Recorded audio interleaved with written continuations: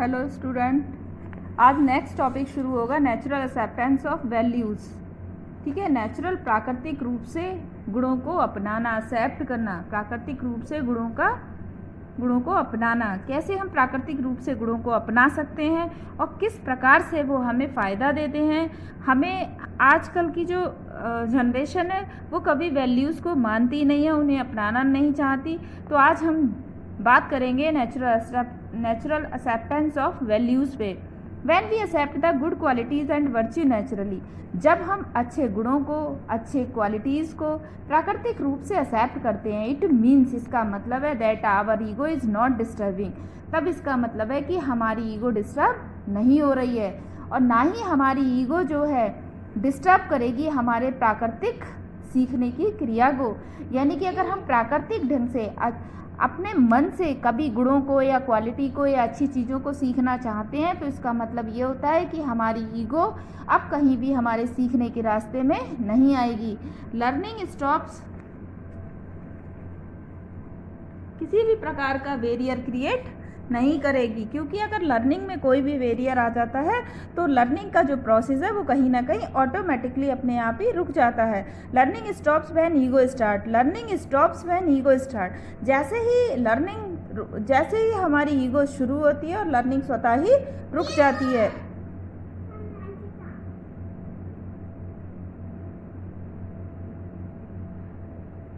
Natural acceptance of values ensure that you accept values that it is an important in your life.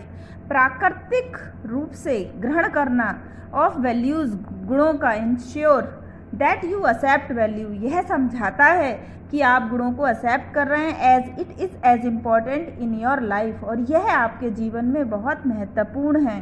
Natural acceptance does not mean that you change your self entirely. कभी भी प्राकृतिक वर्ण का मतलब ये नहीं है, प्राकृतिक रूप से किसी चीज़ को ग्रहण करने से ये मतलब नहीं है कि आप अपने आप को पूर्णतया चेंज कर लें।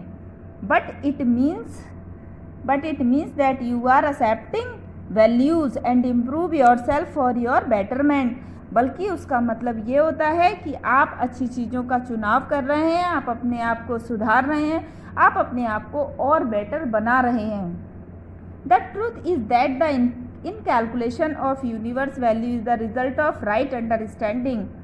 सच ये है, अगर हम ब्रह्मांड के इन कैलकुलेशन को देखें, ब्रह्मांड में जो वैल्यूज़ हैं, अगर हम उसके इन कैलकुलेशन को देखें तो सच्चाई ये है कि सही चीज़ों का रिज़ल्ट हमेशा सही होता है। जब भी हम कोई सही काम करते हैं तो एट द एंड हमें सही ही रिज़ल्ट प्राप्त होता है। यदि हम कोई बुरा काम करते हैं तो एट द एंड उसका रिज़ल्ट भी बुरा ही होता है। शायद थोड़े टाइम के लिए हमें सेटिस्फैक्शन मिल जाए, बट हमें कभी भी थोड़े टाइम की सुविधा शायद हमें मिल जाए या थोड़े टाइम का सुख हमें मिल जाए, लेकिन हमें प्रॉपर वो सुख कभी भी नहीं रहता है। We have understood that there is a perfect harmony and orderliness in the existence human, family, society and nature. हमें ये बात समझनी चाहिए कि पूरी तरीके से हम सामंजस्य परिवार, स्वयं के साथ, मानव के साथ, परिवार के साथ, समाज के साथ तभी सामंजस्य बिठा सकते हैं जब हम प्रॉपर रूप से अपने अंदर गुड वैल्यूज़ डालेंगे। हमारे अंदर गुड वैल्यूज़ होंगी तभी हम सबके साथ सामंजस्य बिठा पाएंगे। The human being need not to care anything in nature. मानव जाति को कोई आवश्यकता नहीं है कि वो प्रकृति में किसी भी चीज़ को क्रिएट करे, but they need to understand, उन्हें ये बात समझनी चाहिए एंड एक्सेप्ट इट, और इसे स्वीकार करना चाहिए। Human beings who are aspiration for happiness, मानव जाति जो खुशी और समृद्धि के लिए हर समय भागती रहती है, शुड अंडरस्टैंड दिस हार्मोनी, उसे इस सामंजस्य को समझना होगा, उसे प्रकृति के साथ सामंजस्य बिठाना होगा, and being it tune with it, और इसके साथ चलना भी होगा। कोशिश करनी होगी कि हम प्राकृतिक रूप से अपना जीवन जिएं, नेचुरल ढंग से जिएं जैसा प्रकृति चाहती है। यदि हम प्रकृति के साथ अच्छा व्यवहार नहीं करेंगे तो कभी भी प्रकृति हमारे साथ भी अच्छा व्यवहार नहीं करेंगे। आज जो ऑक्सीजन की समस्या है, शायद ये ना होती अगर हमने प्रकृति का ध्यान रखा होता। हम इतना ज़्यादा प्रकृति के साथ दुर्व्यवहार कर रहे हैं, तब जाकर प्रकृति ने रिटर्न में हमें इतने सालों बाद हमारे साथ दुर्व्यवहार किया है। तो हमें सोचना चाहिए, हमें समझना चाहिए कि अगर हमें अपनी खुशी और समृद्धि को प्रॉपर होल लाइफ के लिए बनाए रखना है तो हमें सामंजस्य बिठाकर चलना होगा। The universal human values are the permanent which designate this harmony at various level and highlight the universal purpose in term of understanding this harmony। तो यूनिवर्सल ह्यूमन वैल्यूज जो सार्वभौमिक मानवीय सत्य हैं उनको हमें समझना चाहिए, उनको हमें मानना चाहिए। उनको हम मानेंगे तभी हमारा जो अस्तित्व है सच्चाई के साथ बना रहेगा। Natural acceptance does not change with time. प्राकृतिक वर्ण है वो समय के साथ नहीं बदलता है। It remains invariant with time. For example our natural acceptance for trust and respect does not change with age. उदाहरण के लिए समझो कि हमारा जो प्राकृतिक एक्सेप्टेंस है रिस्पेक्ट को लेकर, ट्रस्ट को लेकर, वो एज के साथ कभी भी नहीं बदलता है। वो तो हमारा जितना है, जिस पर जितना है उतना ही रहेगा। लेकिन यदि उसने हमारा ट्रस्ट तोड़ दिया तो हमारा ट्रस्ट बदल जाएगा। उसका एज से, टाइम से कोई भी रिलेशन नहीं है। It does not depend on the place. ये कभी भी जगह पर निर्भर नहीं करता। Whatever we have accepted in life, जो कुछ भी हम अपने जीवन में स्वीकार करते हैं, at any time of our age, अपनी एज के किसी भी समय पर, डज नॉट चेंज, नहीं बदलता। Even we move from one place to another place, चाहे हम एक स्थान से दूसरे स्थान पर चले जाएं, वो एक्सेप्टेंस हमारी कभी भी नहीं बदलती है। हमने जो भी अच्छे गुण अपनी प्रकृति में डाले हैं, जो हमारा नेचर है, वो चाहे हम यहाँ रहें या कहीं भी रहें, वो कभी भी नहीं बदलता। उस पर प्लेस का कोई भी फर्क नहीं पड़ता। It does not depend on our beliefs और past the natural acceptance. It does not depend on our beliefs और पास्ट कंडीशनिंग। यह हमारे कभी भी नेचुरल एक्सेप्टेंस जो है वो हमारे विश्वासों पर आधारित नहीं होती और ना ही हमारे पिछले रिकॉर्ड पर, पिछली किसी शर्त पर, बीती हुई किसी शर्त पर। When we accept our values naturally, जब हम अपने गुणों को प्राकृतिक रूप से एक्सेप्ट कर लेते हैं, वी नेवर टर्न बैक, तो हम कभी नहीं वापस लौटते। No matter how deep our belief और पास्ट कंडीशनिंग, फिर कोई भी मैटर, कोई कितना भी गहरा हमारा विश्वास हो, कोई भी पास्ट की कंडीशन हो, कोई भी मैटर नहीं करता। कभी भी हमारे बिलीव्स हमारे नेचुरल एक्सेप्टेंस पर हावी नहीं होते। हम मानते हैं कि सभी रिलीजन एक है, तो इस पर कोई भी, अगर हमारा भगवान पर विश्वास है तो हमें कभी भी ये मानने से नहीं, हमें इनकार नहीं करेगा कि कोई भी धर्म में कुछ अच्छा है या कुछ बुरा है। नेचुरल एक्सेप्टेंस से यदि हम वैल्यूज़ हमारे अंदर आती हैं तो हमें कुछ फ़र्क नहीं पड़ता कि पास्ट की कंडीशन क्या थी और हमारे बिलीव्स क्या थे। This natural acceptance is constantly there.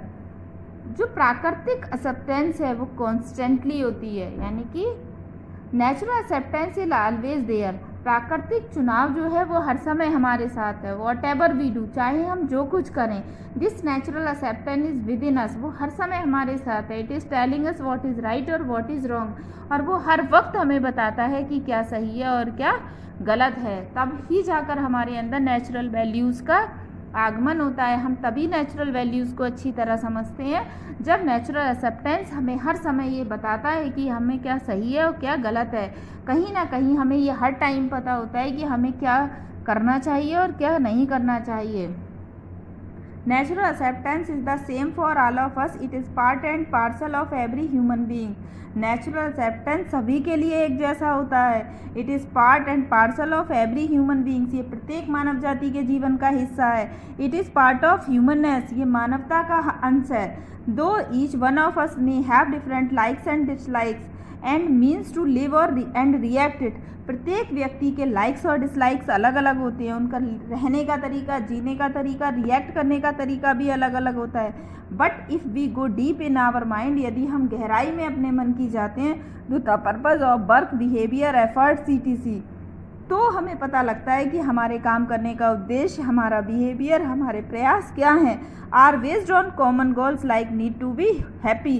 तो सबका एकमात्र गोल, एकमात्र लक्ष्य सामने आता है कि हर व्यक्ति सिर्फ खुश रहना चाहता है। नीड टू बी रिस्पेक्टेड, हर व्यक्ति को सम्मान चाहिए। नीड टू गेट प्रॉस्पेरिटी, हर व्यक्ति समृद्ध होना चाहता है। So our basic acceptance remains the same, इसलिए हमारी जो बेसिक ज़रूरतें हैं, जो बेसिक एक्सेप्टेंस है वो एकदम सेम है। Natural acceptance is there is in all of us, इसलिए प्राकृतिक जो एक्सेप्टेंस है, स्वीकार करने की जो इच्छा है, वो सब में एक जैसी है। It is with in us, ये हर समय हमारे साथ है, ऑल द टाइम, हर टाइम हमारे साथ है। And we can refer to it, access it to know how what is right for us, और ये हर समय हमें बताती है कि हमारे लिए क्या सही है। We only have to start referring to it, बस हमें इसे समझने की शुरुआत कर देनी चाहिए। तो ये टॉपिक कंप्लीट हो गया, नेचुरल एक्सेप्टेंस ऑफ वैल्यूज़। कोई चीज़ नहीं समझ आई हो तो आप मेरे से कंफर्म कर सकते हैं। अब सेकंड टॉपिक है hindrance is the way of accepting human values naturally. जब मानवीय गुणों को प्राकृतिक रूप से हम एक्सेप्ट करते हैं तो कौन सी चीज़ें हमारे रास्ते में हिंड्रेंस बन के आती हैं, रुकावटें बन के आती हैं। There are many things which lead to all the difficulties and confusion in appreciating and including these universal values. बहुत सारी चीज़ें हैं जो हमारे सामने कठिनाई, कन्फ्यूज़न बन के हमारे सामने खड़ी होती है। These things are, वो जानना बहुत ज़रूरी है कि हमारे नेचुरल एक्सेप्टेंस ह्यूमन वैल्यूज़ में वो कौन कौन सी चीज़ें हैं जो हिंड्रेंस बन के आती हैं। आवर इग्नोरेंस, हमारी अज्ञानता। आवर रॉन्ग प्री कंडीशंस, हमारी गलत पुरानी शर्तें जो हमने रॉन्ग अपने अंदर बिठा रखी हैं। Our illusion about our self, हमारा भ्रम हमारे अपने बारे में ही, हमारे बारे में हमें जो भ्रम है वह हमारी रुकावटों में आता है। Our illusion about the existence, अस्तित्व के बारे में जो भ्रम है वो रुकावट बनता है हमारे लिए। Our illusion about the nature of sensory interaction, संवेदी बातचीत की जो प्रकृति है उसके बारे में जो भ्रम है वो हमारा रुकावट बनता है। Our illusion about relationship with things around us, और हमारे चारों तरफ जो चीज़ें हैं उनके साथ जो हमारा रिलेशनशिप है उसके बारे में जो भ्रम है वो सब हमारी रुकावटें बनता है। और सबसे मेन चीज़ हमारी ईगो, जो हमारे कुछ भी नेचुरल एक्सेप्टेंस के मामले में सबसे बड़ी रुकावट हमारी ईगो होती है। तो number 1 our ignorance, number 2 our wrong preconditions, number 3 our illusion about ourselves, number 4 our illusion about the existence, number 5 our illusion about the nature of sensory interaction, number 6 our illusion about relationship with things around us, और number 7 our ego. Human values cannot be enforced, मानवीय गुण जो हैं, next topic है मानवीय human values can not B enforced. मानवीय गुण जो है वो कभी भी ज़बरदस्ती इन्फोर्स करके लागू नहीं किए जा सकते, किसी पे भी ज़बरदस्ती लागू नहीं कर सकते हम, ठीक है, इन्फोर्स नहीं कर सकते। The universal values are the truth of existence, मानवीय गुण जो है वो अस्तित्व की सच्चाई है। एंड आर ऑलवेज देयर, और हर समय वहाँ पर है। We need to discover these, हमें इन्हें खोजने की आवश्यकता है। थ्रू सेल्फ एक्सप्लोरेशन, आत्म संयम के द्वारा, आत्म अन्वेषण के द्वारा। And learn to live in accordance with these in order to happy, और यदि हम इनके अनुसार रहते हैं, जीते हैं, तो हमारा जीवन हमेशा खुश में रहेगा। You will also find that, तब आपको समझ आएगा, आपको पता लगेगा। The values can not be enforce through fear, हम कभी भी गुणों को डर के कारण ज़बरदस्ती लागू नहीं कर सकते। The values can not be enforce through greed, कभी भी हम लालच के कारण गुणों में बदलाव नहीं कर सकते, हम कभी भी लालच के कारण अच्छे नहीं बन सकते। The values can not be enforce through blind faith believe, आस्था के कारण या कोई अंधविश्वास के कारण या किसी भी फेथ के कारण कभी भी वैल्यूज़ लागू नहीं किए जा सकते। The values are naturally acceptable as we have seen, मानवीय गुण तो नेचुरली एक्सेप्ट किए जाते हैं जब हम देखते हैं। And hence there is no need for imposition of enforcement, तो इस पर किसी भी प्रकार के ज़बरदस्ती की आवश्यकता नहीं है। ये हो गया हमारा नेक्स्ट टॉपिक कंप्लीट। अब हम बात करेंगे way to accept human values naturally, वह कौन सा रास्ता है जिसके द्वारा ह्यूमन वैल्यूज़ नेचुरली हम स्वीकार करते हैं। Continue self observation and self exploration into entire existence enable us to realize this truth, जब हम लगातार स्वयं प्रेक्षण करते हैं, स्वयं अन्वेषण करते हैं, स्वयं चीज़ों को खोजते हैं, तो हमें रियलाइज़ होता है कि सच क्या है। We are able to appreciate the universality, तब हम जाके ब्रह्मांड को मानते हैं, ब्रह्मांड को अप्रिशिएट करते हैं, and instances of human being, तब हम जाके मानव जाति को समझ पाते हैं। On our own right,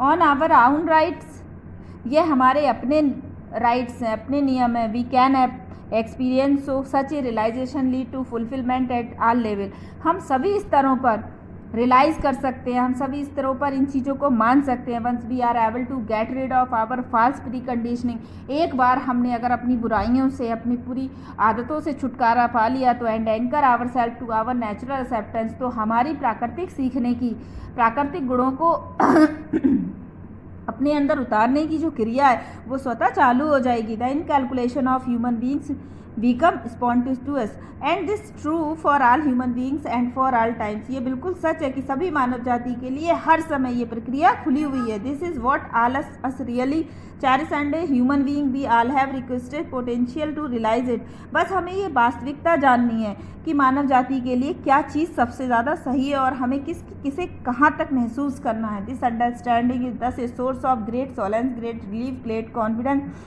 to the whole human race, पूरी मानव जाति के लिए ये महान विश्वास करना होगा कि ये जो वे है अंडरस्टैंडिंग का, समझने का, ये जो सोर्स है ये वास्तव में बहुत ही ग्रेट सोर्स है कि हमें ह्यूमन वैल्यूज़ हमेशा नेचुरल रूप में समझ में आती हैं, ये थोपी नहीं जा सकती हैं, इन्फोर्स नहीं की जा सकती।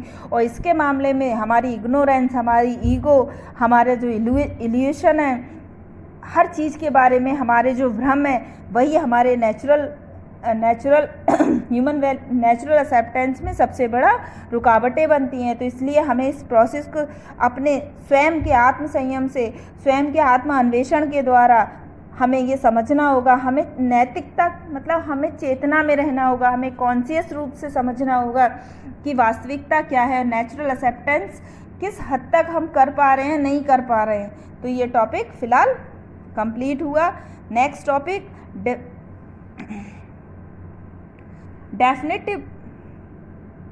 डेफिनेटिवनेस ऑफ इथिकल ह्यूमन कंडक्ट, कि नैतिक मानव के जो कार्य हैं वो नैतिक कार्य कौन कौन से हैं, आप उनको डेफिनेट हैं, वो निश्चित हैं, आप उसे इस उदाहरणों से समझ सकते हैं। Look at the following example. Mango tree, it has well defined physical feature and specific character. अभी आपसे अगर मैंगो ट्री का नाम लिया जाए तो आपको समझ आ जाएगा कि उसके फिजिकल फीचर क्या है, उसकी विशेष लक्षण क्या है, उसकी विशेषताएं क्या है। ऐसे ही यदि बात किया जाए तुलसी प्लांट की, it has well defined other physical appearance, तो आपको तुरंत पता लग जाएगा कि इसकी शारीरिक बनावट बिल्कुल अलग है, एंड स्पेसिफिक करेक्टर, इसके अपने गुण अलग हैं। Lion, it has specific feature, lion के अपने विशेष गुण अलग हैं, विशेष बनावट अलग है। Water, it has specific physical and chemical characteristic, इसके तो फिजिकल और केमिकल दोनों ही गुण और विशेषताएं अलग अलग हैं। तो इस प्रकार से हमें समझ आता है कि हमारे ह्यूमन कंडक्ट कौन से नैतिक हैं और कौन से अनैतिक हैं। Similarly, other plant, animal and material have their own specific physical or chemical or specific characteristic which become their identification, and it is called innateness. We also feel that like any other unit of universe, human also have innateness. Definiteness of human conduct, which may be also called the ethical human conduct, is identify the right understanding gained through the self exploration. जब हम स्वयं आत्म संयम की और आत्म अन्वेषण की बात करते हैं तो हमें पता लगता है हम कितने भी सिमिलर प्लांट देख लें, कितने भी सिमिलर एनिमल देख लें, कितनी भी सिमिलर चीज़ें देख लें, लेकिन हर चीज़ का कोई ना कोई विशेष गुण जरूर होता है।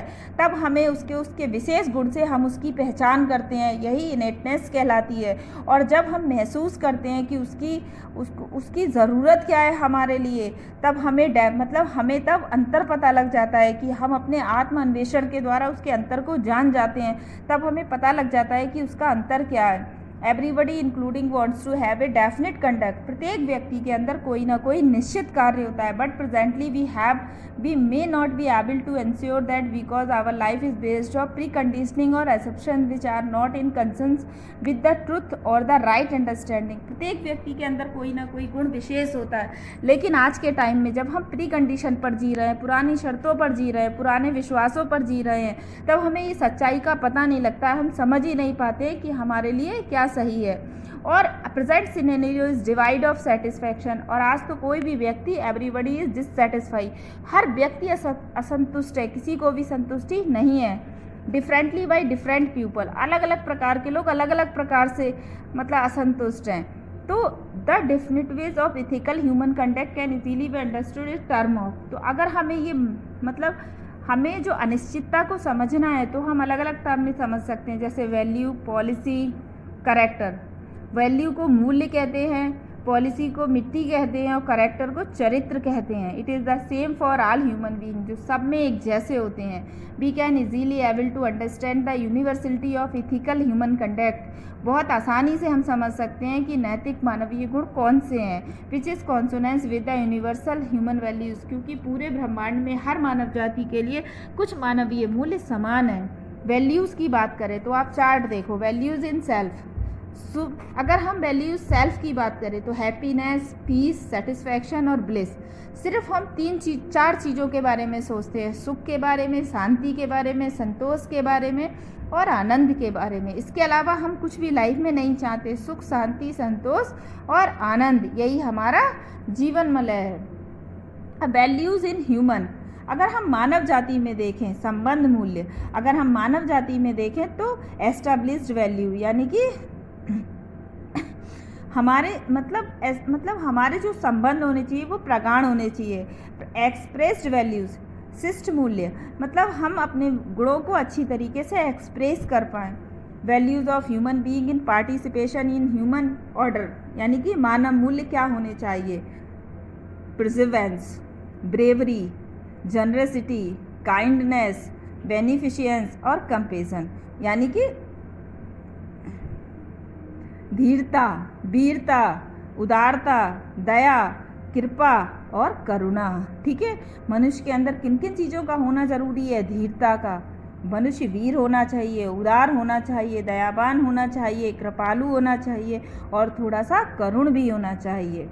कि अगर ये सारे गुण हैं तो ये सब यूनिवर्सल ह्यूमन ऑर्डर है, सब मानव में ये मूल्य होने चाहिए। ये वैल्यूज़ इन ह्यूमन, अगर बात करें ह्यूमन की तो मानव में ये भी होने चाहिए। और वैल्यूज़ इन सेल्फ, तो हम लोग सिर्फ अपने आप में इन मूल्यों को लेकर चलते हैं। ये जीवन मूल्य कहलाती है, संबंध मूल्य कहलाते हैं और ये मानव मूल्य कहलाते हैं।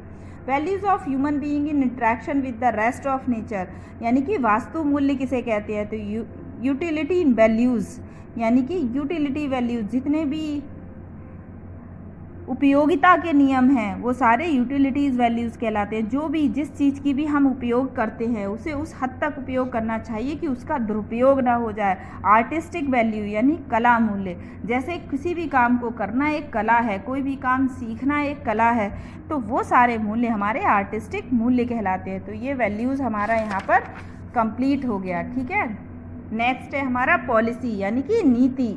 तो पॉलिसी की बात करें तो पॉलिसी, इकोनॉमिक पॉलिसी यानी कि अर्थनीति, पॉलिटिकल पॉलिसी यानी कि राजनीति, और पॉलिसी फॉर यूनिवर्सल जो सबके लिए है। तो पॉलिसी केवल 3 प्रकार की होती हैं, इकोनॉमिक पॉलिसी, पॉलिटिकल पॉलिसी और पॉलिसी फॉर यूनिवर्सल। अब हम बात करें करेक्टर की, चरित्र की, तो करेक्टर जो होता है वो हमारी डिज़ायर, हमारे थॉट, हमारे सेक्शन, जो कुछ भी हमारे चरित्र में हमारे दूसरे लोगों को या हमें खुद दिखाई देता है वो हमारा चरित्र होता है।